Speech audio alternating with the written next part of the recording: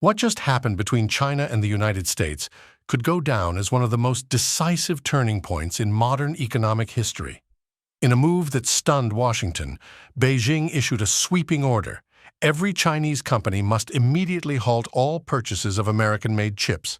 Overnight, the steady stream of U.S. semiconductors that had been powering China's vast technological empire was cut off, as if someone had flipped a switch. For decades, America's chip giants have depended on China's bottomless demand.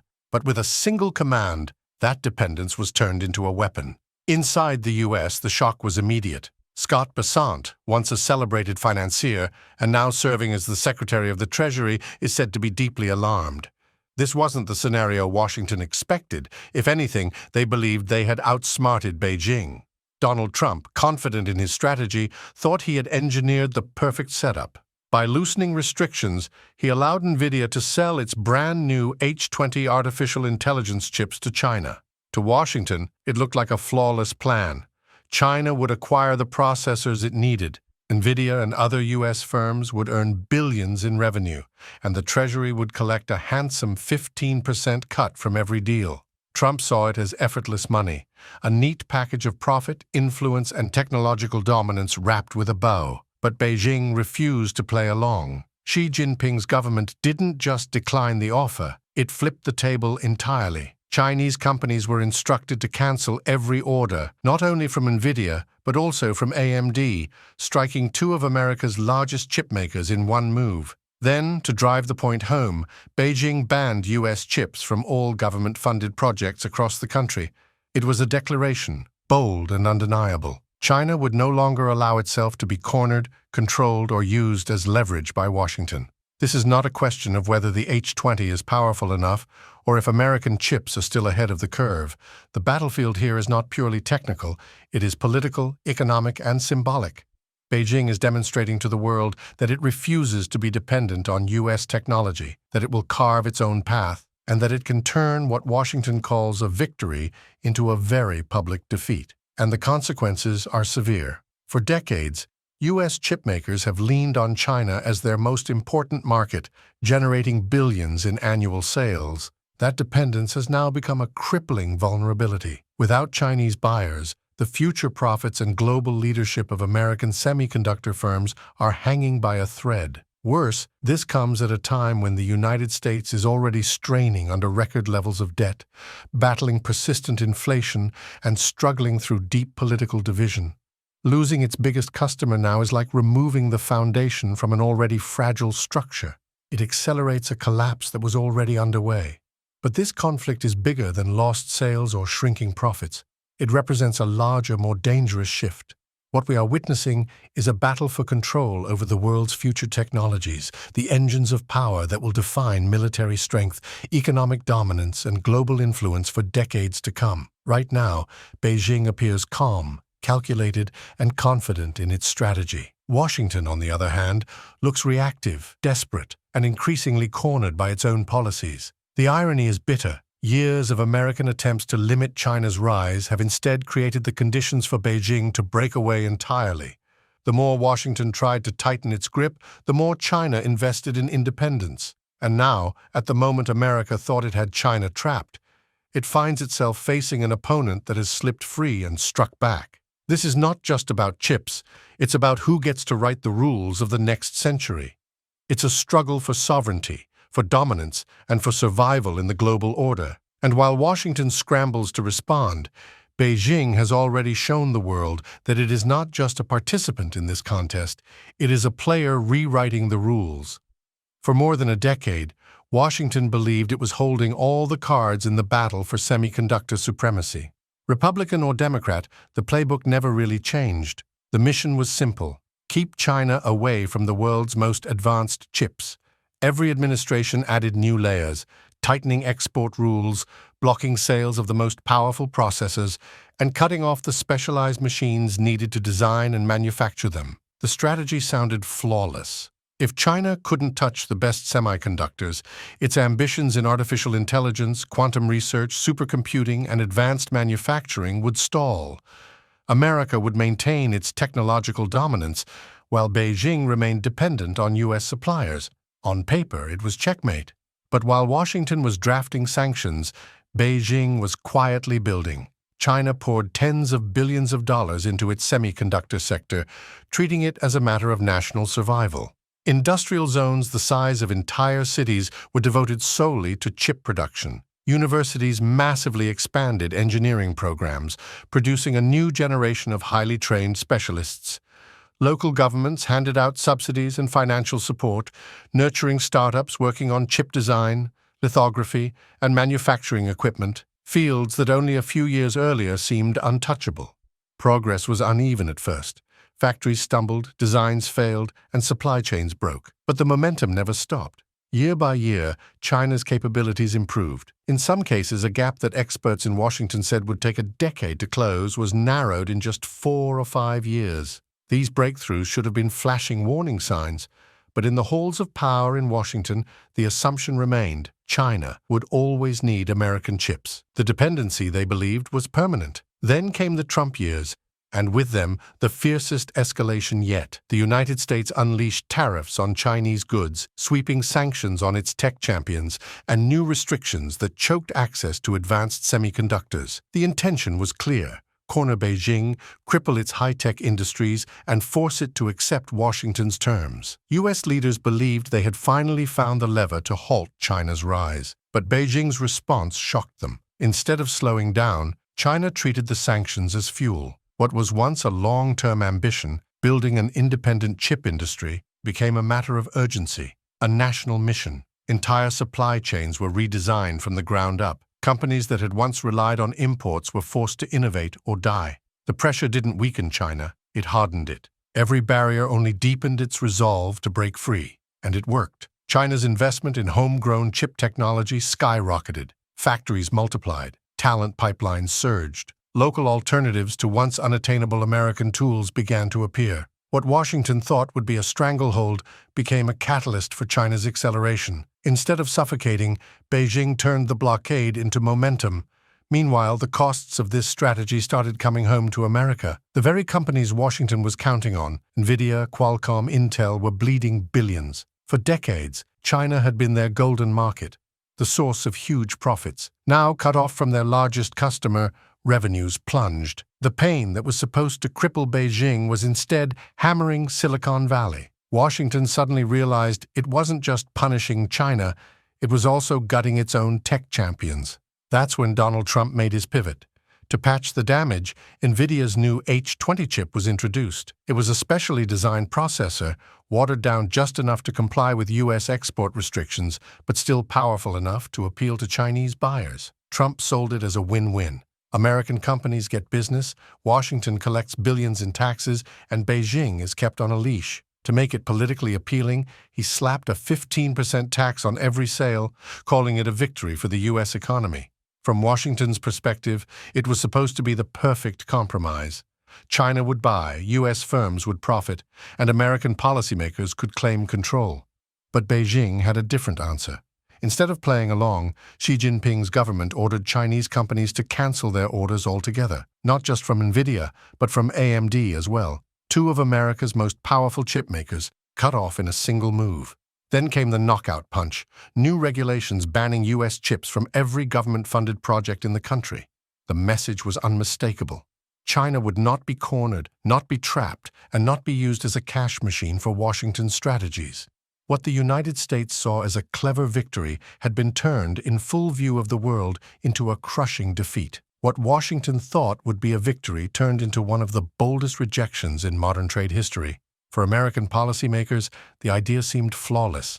By loosening certain restrictions, they would allow Nvidia to sell its specially designed H20 chips to China.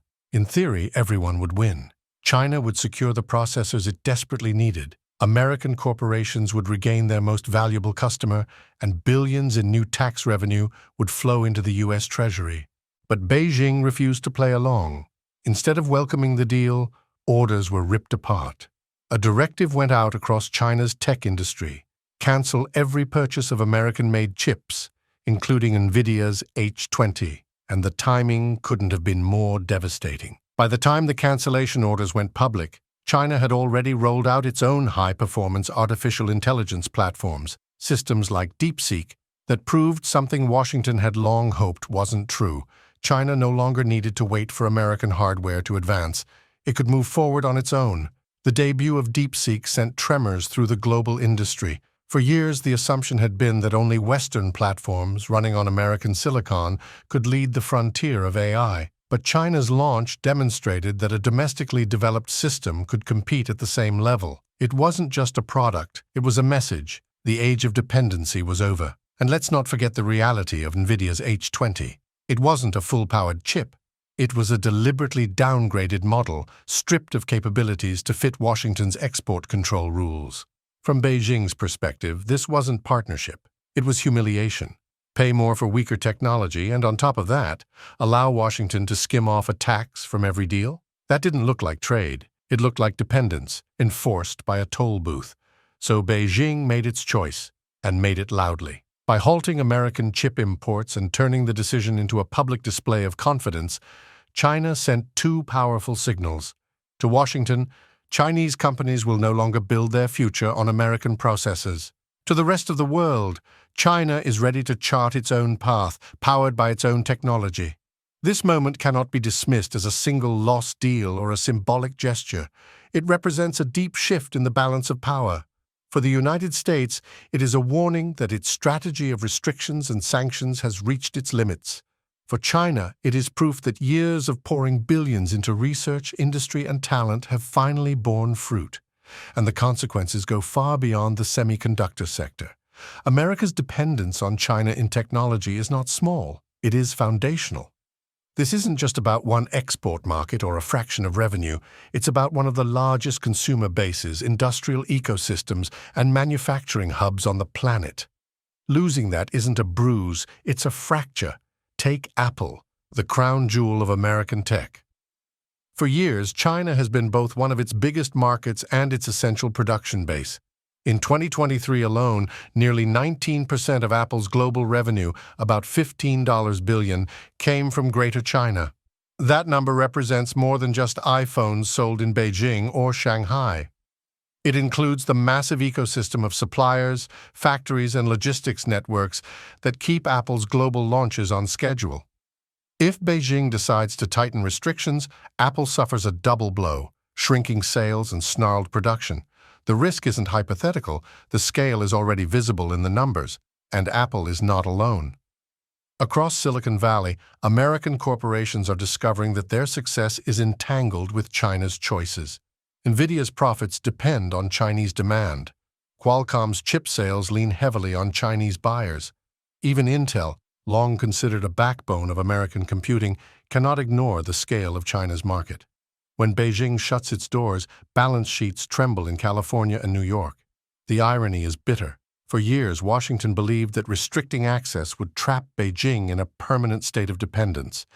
But each new restriction only hardened China's resolve. Each new sanction fueled greater investment in independence. Instead of crippling China, America's strategy accelerated the very transformation it most feared. Step into China's bustling streets, and one detail immediately tells the story of a global power shift: Apple stores.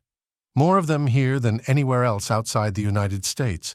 To most people, they're just shops selling shiny gadgets. But for Apple, and for the entire American tech ecosystem, they represent something much larger. They're proof that China isn't just a customer, it's the backbone of global technology consumption. Now let's shift focus to Nvidia, the undisputed face of America's artificial intelligence revolution. In 2022 alone, nearly a quarter of Nvidia's data center revenue, billions of dollars, came directly from China. For Chinese AI labs and cloud giants, Nvidia's GPUs were as essential as oxygen. They ordered thousands upon thousands of them, fueling breakthroughs in machine learning and data analysis. But then, Washington drew a line in the sand. New export rules forced Nvidia to strip down its hardware, designing China-only chips like the A800 and the H20. These weren't the world-beating processors that trained cutting-edge AI models in Silicon Valley. They were handicapped versions, deliberately slowed to comply with regulations. The consequences? Devastating. Analysts estimate that smooth, unrestricted sales to China could have added as much as $15 billion to Nvidia's books. That's not just revenue lost, it's a growth engine throttled, a global leader forced to watch opportunities slip away. And in the unforgiving world of semiconductors, lost ground is rarely regained. Now look at Qualcomm, another titan of American tech. This company isn't making headlines for GPUs, but for something just as critical, smartphone processors. If you've ever held a Xiaomi, an Oppo, or a Vivo device, odds are Qualcomm silicon was humming inside. In 2023, China alone accounted for 64% of Qualcomm's revenue. Think about that. Nearly two-thirds of its business tied to one country. And here's the kicker. Those chips don't stay in China. They power phones that are shipped around the world. Without that scale, Qualcomm wouldn't have the cash to fund the research and development that keeps it competitive against rivals. Without China, the very engine of its innovation sputters. Even giants less reliant on hardware sales feel the gravitational pull of the Chinese market. Microsoft, for instance, quietly earns steady income from China year after year. Windows licenses, enterprise software, and Azure cloud services flow into the country, often through carefully structured joint ventures and local partners. It's not flashy, but it's reliable, a revenue stream that reinforces Microsoft's global dominance. And then there's Tesla. Elon Musk may be an American icon, but his company's heart beats strongly in Shanghai. The Gigafactory there isn't just another assembly line. It's one of Tesla's most critical lifelines. Hundreds of thousands of cars roll off those production lines each year. Many are sold directly to Chinese consumers, one of Tesla's largest markets, while others support Tesla's global network.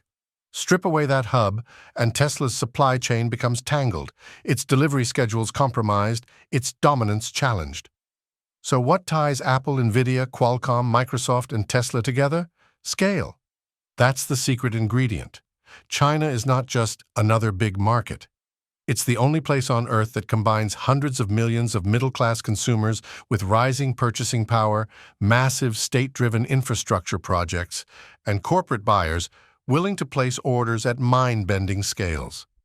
This unique mix doesn't just boost sales. It lowers costs. It funds innovation. It creates the economies of scale that make today's most advanced technologies financially viable. And yet, against this backdrop of dependence, politics enters the stage. In Washington, the word decoupling has become a slogan, tossed around in speeches as if cutting ties were a simple option. But numbers don't lie. For America's biggest tech firms, China isn't a luxury. It's a lifeline. If Beijing were ever to close the door completely, the effects would ripple outward instantly. Corporate earnings would plunge. Wall Street indexes would nosedive within hours. The shock waves would be felt not just in Silicon Valley boardrooms, but across global supply chains, consumer markets, and investment portfolios. This isn't about one chip, one phone, or one electric car. It's about the very architecture of the modern tech economy. The reality is unavoidable. The balance of power in global technology no longer rests on one side of the Pacific.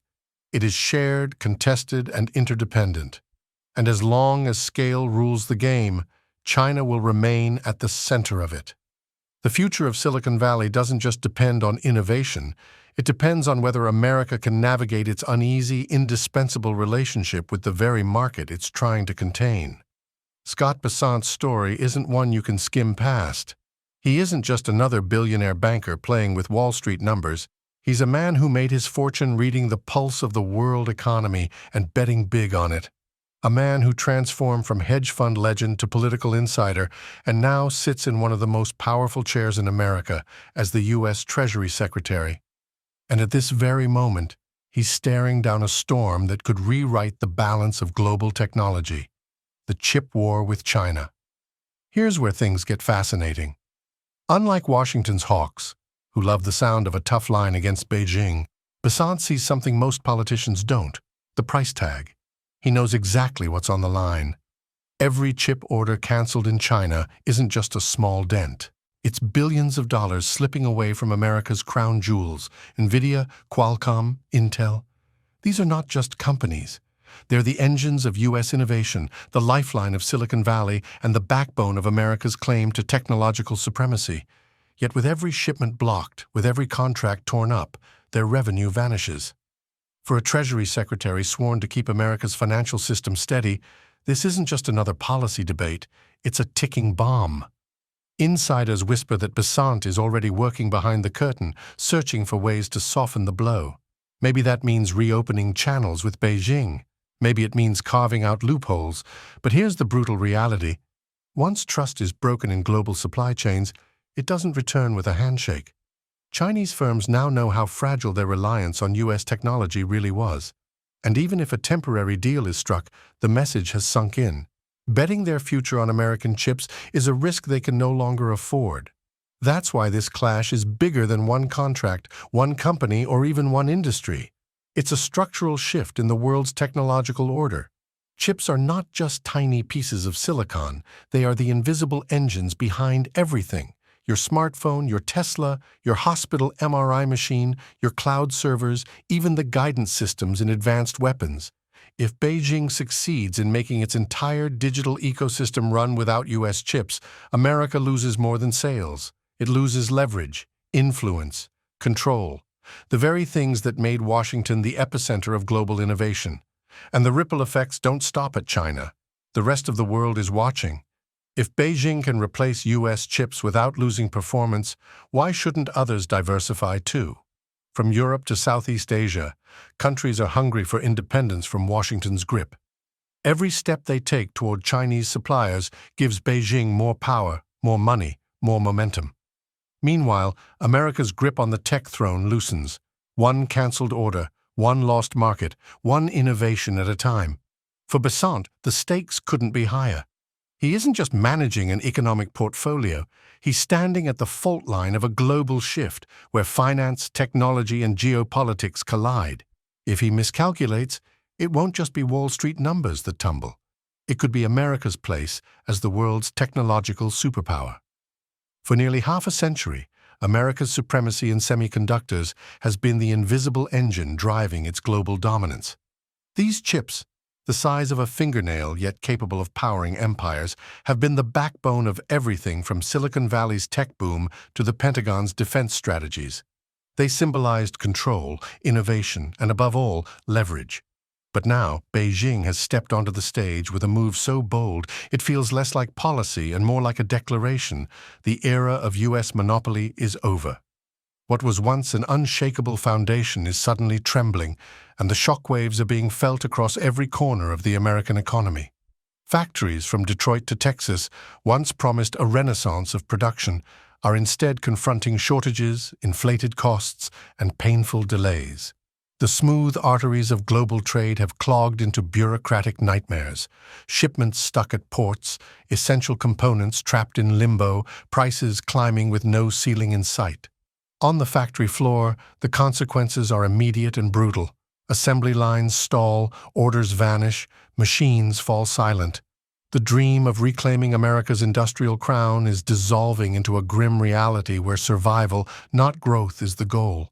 And for the workers, the heart and soul of this so-called revival, the betrayal is even sharper. They were promised security, stability, and prosperity.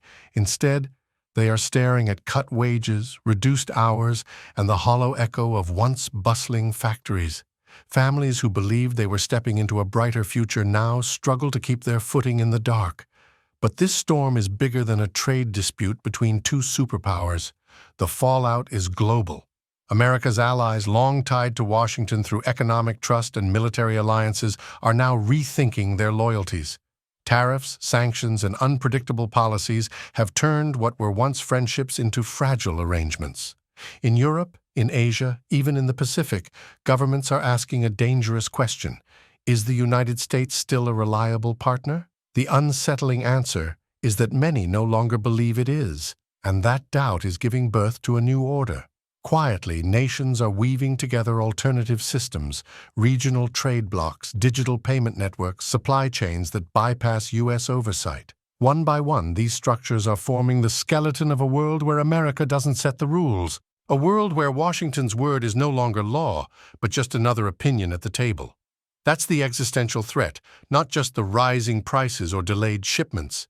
The real danger is the slow, almost invisible shift toward independence from America. The day the world realizes it doesn't need the U.S. to keep the gears of global commerce turning is the day Washington's grip slips for good. And when that moment arrives, the collapse won't be gradual. It will be sudden, undeniable, and irreversible. So here we are, standing at the edge of a new era. America still holds cards, but they are slipping through its fingers. Beijing isn't just testing supply chains, it's testing whether the United States still has the will and the wisdom to lead. If Washington clings to short-term victories and political slogans, history may write this moment as the turning point where American power began to fade. The question that lingers now isn't whether the world is changing, it already is. The real question is, will America adapt and rebuild its role in this new global order, or will it cling